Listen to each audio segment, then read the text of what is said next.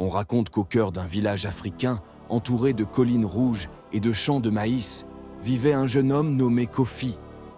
Kofi n'avait pas de grande richesse. Son père était mort très tôt et il vivait seul avec sa mère, qui tissait des nattes pour nourrir la famille.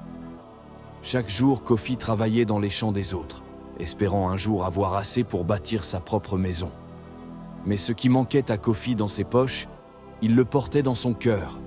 Une bonté rare, une humilité respectée par tout le village et une force de travail qui impressionnait même les anciens. Un jour, alors qu'il aidait à transporter de l'eau depuis la rivière, son regard croisa celui de Nadia, la fille du plus riche commerçant du village. Nadia était belle comme l'aube.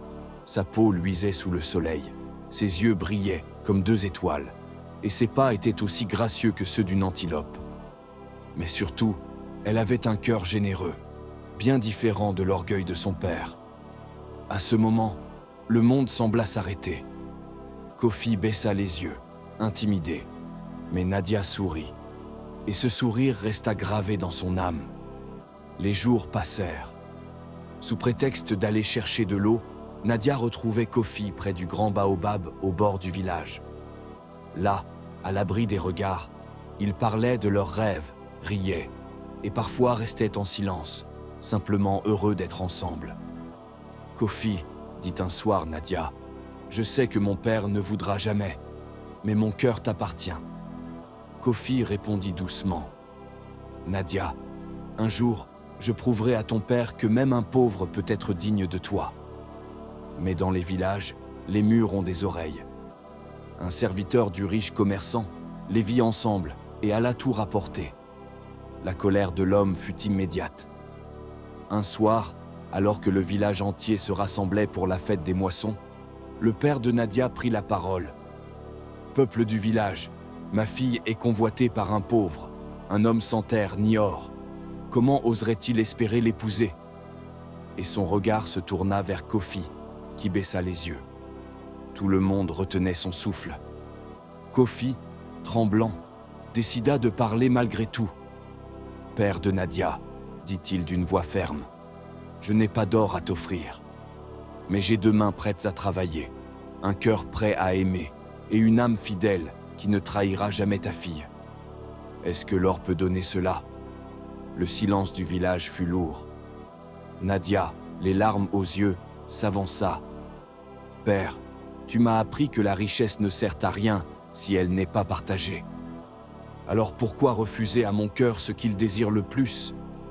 Mais l'homme, aveuglé par l'orgueil, déclara « Si tu veux ma fille, prouve ta valeur. Pendant 1 année entière, tu devras travailler sans relâche et accomplir 3 épreuves que je te donnerai. Si tu échoues, tu quitteras ce village pour toujours. » Les mois passèrent. Kofi dut affronter les épreuves. La première, labourer les terres les plus dures du village, seul, du lever au coucher du soleil.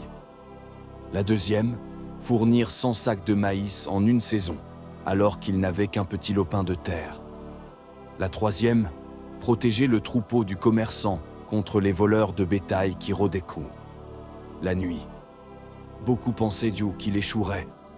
Mais Kofi, porté par l'amour, ne céda pas. Il travaillait sous le soleil brûlant, ses mains couvertes d'ampoules, son corps fatigué. Pourtant, chaque fois qu'il faiblissait, il revoyait le sourire de Nadia, et ses forces revenaient. À la fin de l'année, le village se rassembla.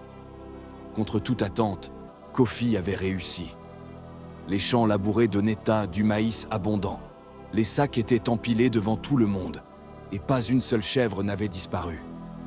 Le père de Nadia, humilié mais respectueux de sa promesse, dut s'incliner. « Tu as gagné, Kofi. Tu n'as pas de richesse, mais tu as montré la plus grande, le courage et la persévérance. Tu es digne d'épouser ma fille. » Ce jour-là, le village entier célébra leur union. Et cette histoire devint une légende, transmise de génération en génération, pour rappeler ceci. Un cœur sincère et une volonté inébranlable valent plus que l'or et l'argent. L'amour véritable ne se mesure pas aux richesses, mais aux sacrifices qu'on est prêt à faire.